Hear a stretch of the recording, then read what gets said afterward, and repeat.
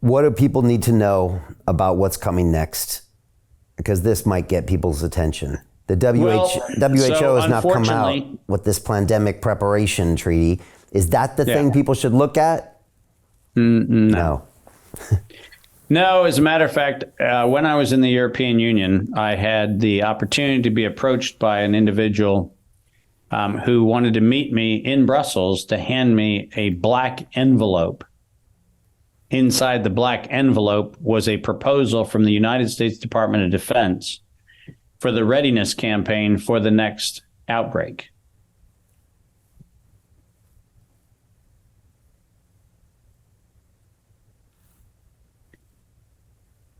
For the next outbreak. Can you explain that?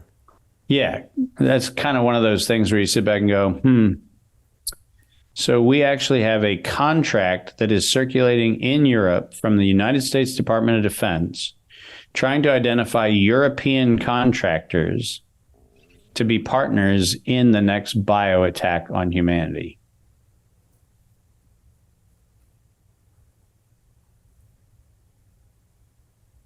That's kind of an interesting problem. And the public should be, right now, asking for not only accountability for what's happened, but Brian, our batting average sucks. You know, we found out that the Department of Defense funded the thing that killed people with white powder coming out of envelopes in the fall of 2001. And we not only did nothing, we allowed that government by 2005 to suspend the Constitution of the United States in times of self-declared pandemics. Does that sound like a good idea? Does it sound like a good idea to say to despotic leaders, hey, guess what? Let's make a law that says whenever you want, you just get to say there's a thing. Oh, and by the way, you have all the labs that are making the thing, so that's convenient. But the cool thing is all you have to do is say that there's a thing. And we, the people, get to see our Constitution suspended, our human rights suspended. We get to do that whenever you feel like it. So go ahead, fund your gain of function research. Go ahead and make Marburg virus more deadly. Let's make hemorrhagic fever kind of an afternoon exercise. Let's try to do as much as we can. Remember, we were all supposed to fear monkeypox because allegedly there was a gay nightclub in Germany where allegedly because of all kinds of sexual improprieties that were going on in the gay nightclub, we were all supposed to fear monkeypox. Listen, the problem is not monkeypox and it's not Marburg and it's not those things. The problem is we as a public are not demanding an end to the ill-conceived and highly organized program, which is happening right now, which is the European Union, the United States, Canada, and Australia are currently in collaboration with China on another round of multilateral self-declared pandemics. And nobody's saying, oh, hold on a minute. Did we learn from anthrax? Did we learn from SARS? Did we learn from MERS? Did we learn from bird flu? Did we learn from SARS 2.0? Did we learn from any of these things? And the answer is not only we did not learn, we have not yet even had the first conversation about demanding accountability for the real crime. Because the real crime is not the few people who died with the bioweapons. That's not the real crime. The real crime is a public institution called the government of a country who has decided that its citizens are cannon fodder for the corporate patrons' enrichment. $100 billion for Pfizer for an exercise in the mass murder of citizens. And we think the problem is what's the next pathogen. That's not the problem.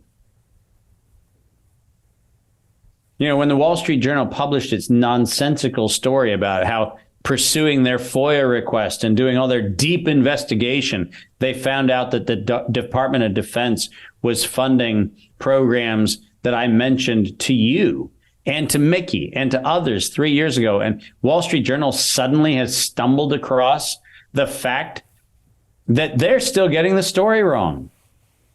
They're still missing. They're now up to $41 million, Brian. Isn't that exciting? When the number that I actually mentioned was 191 billion, 191 billion, not 41 million. But now, because it's the Wall Street Journal, everybody goes, oh my God, I thought it was $3.6 million with Ego Health Alliance. No, you're still off, and not off by a little bit. You're off by orders of magnitude. And we, the people, are still falling for the story that we should be obsessed with whether Elon Musk is hosting an anti-vax conversation with Robert Kennedy on Twitter. Listen, the whole vax, anti-vax thing is BS because this thing never was a vaccine.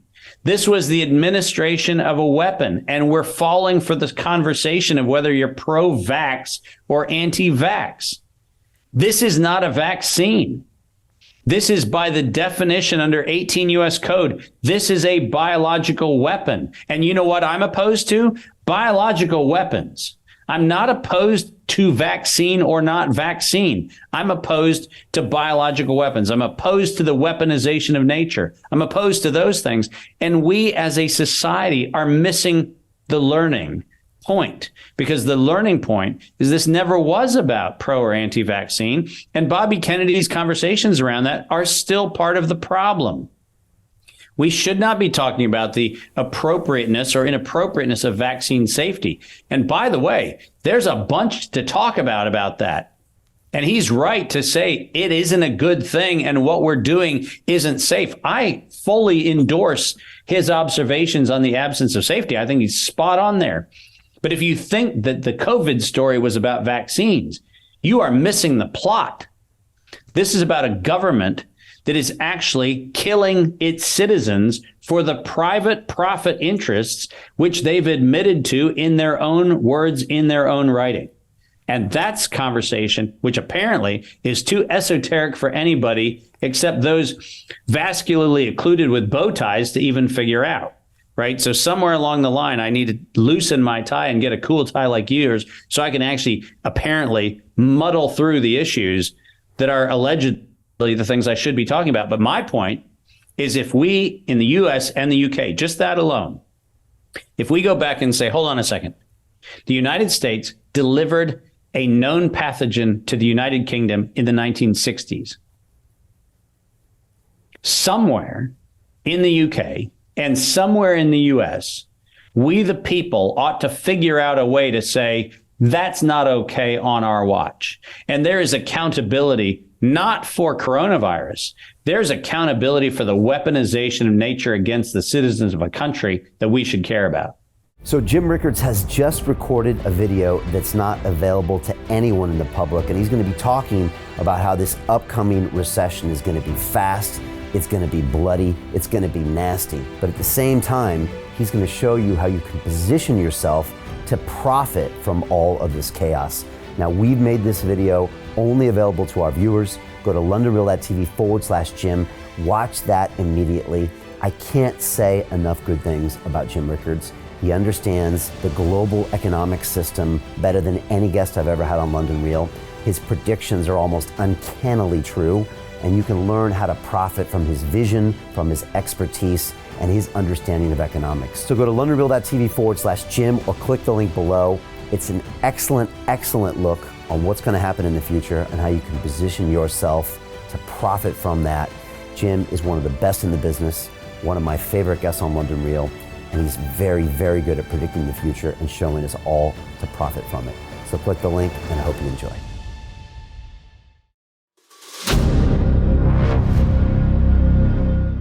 I'm looking for partners, collaborators, colleagues who want to join forces with me around the globe and create real value, generational wealth, and financial freedom for everyone else around the world.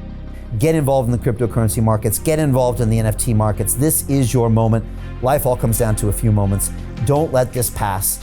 Now it's not too late. Next year's going to be too late. Ultimately, this is about freedom. That's the way I see it. This is about giving power back to the people and enabling billions of people worldwide to use the financial markets to improve their lives and those of their friends and their families and their communities. Honestly, I think it's a violation of human rights not to allow people basic access to financial services. Because right now people are being kept in the dark, they're being robbed of education, and it's a travesty. And so I'm looking for people that want to join me and be a part of this solution. And that all happens inside the DeFi Academy. The gains my students are making are absolutely amazing. Double, triple digit gains in the first month alone. That's amazing. This will change your life. Now is the time to get involved. I'm gonna tell you exactly how my students in my academy made money in the last 30 days. I'm talking about real trading results. And let me just whet your appetite a little bit. Let me hit you with some numbers. I'm talking Brendan from New Zealand is up 68.77% on the month. Steve from Europe up 83%. Albert in Singapore up 169.9% on one single trade. I got Susan up 153% on her call options alone, also rocking 139% returns and 442% returns as well on individual trades. These are people that are changing their financial future in the last 30 days, but it's based on trading discipline. I've graduated over 500 students from inside my academy from over 54 countries around the world. It's amazing. When it comes to crypto, DeFi, and blockchain, we love this space. We truly believe it's the future. This is down to our core. It's authentic to what we're doing, and everybody can tell through the camera because you can't make this stuff up. If you're watching me now, wherever you are, I implore you, take 60 seconds right now and join my academy. Apply today. Now you've got a chance. Life all comes down to a few moments. What are you gonna do? What's the choice that you're going to make?